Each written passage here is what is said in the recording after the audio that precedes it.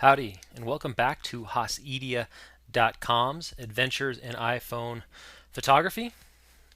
And we're going to be looking at a picture here in a second of this buck that I found out on a bike ride. It's kind of rare to do some wildlife photography with an iPhone, but I was lucky enough to, and that's what this episode's about.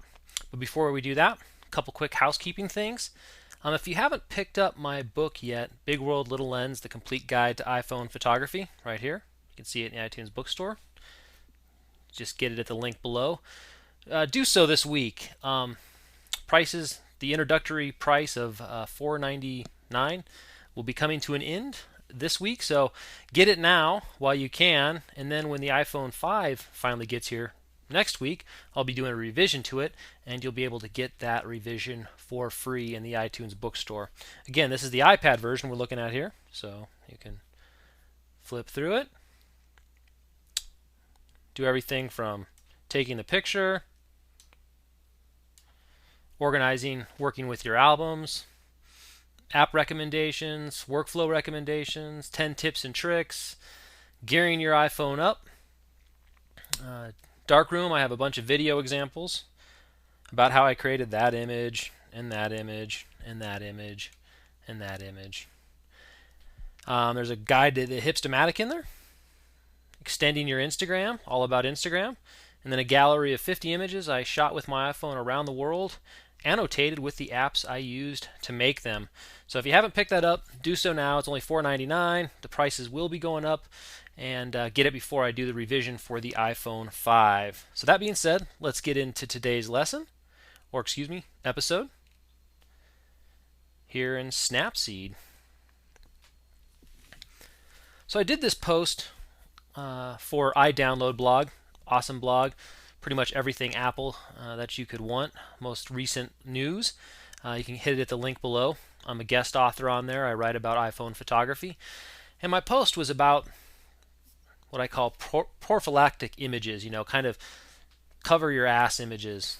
And this is one of them. There was this beautiful deer. I was out on a bike ride. It was close enough to let me photograph with an iPhone. I didn't want it to run away, so I just grabbed a quick shot. And I do that so if it turns around or runs off, at least I have something. But what do you do when you have one of these shots where the horizons aren't level, but you have this beautiful buck looking right at the camera? Fantastic image. Well, I use Snapseed quite a bit, as you well know, to correct these things and turn them into nice images. So what I did in this image is I quickly adjusted the horizons using the Straighten module.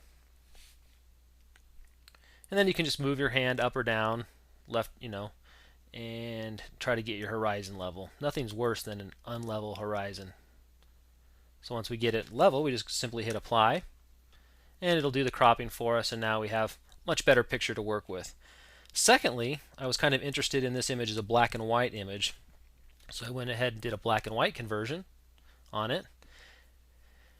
And in this image, I actually do in many of my black and white images is, remember, you can swipe up or down to choose your parameter, and then left or right to control its value. So in these images, especially black and white conversions, I like to raise the brightness a little bit, then grab the contrast and increase it too. So that gives a little more punch, but not too much darkness in the shadows. So after I was done with that, simply hit apply, and we'll apply the black and white conversion. Now, what I like to do with a lot of images is the details module or filter. So a lot of people use this strictly for sharpening, but if you use the parameter here called structure, it works with larger details, and you can bring out some character in the image. So I go ahead and select structure, and I increase it maybe up to 50. So you can see a lot of definition in the grass now and in the deer himself. And then I finally go to sharpening after I use the structure so it doesn't get too crunchy, and then just give it maybe a little bit of sharpening there. So you can kind of see what we came from and where we're at now. So I like that, and I'll hit apply. So that's all I really did to kind of save this image. As I shot it right here, it was crooked, but the deer looked beautiful, looking right at me.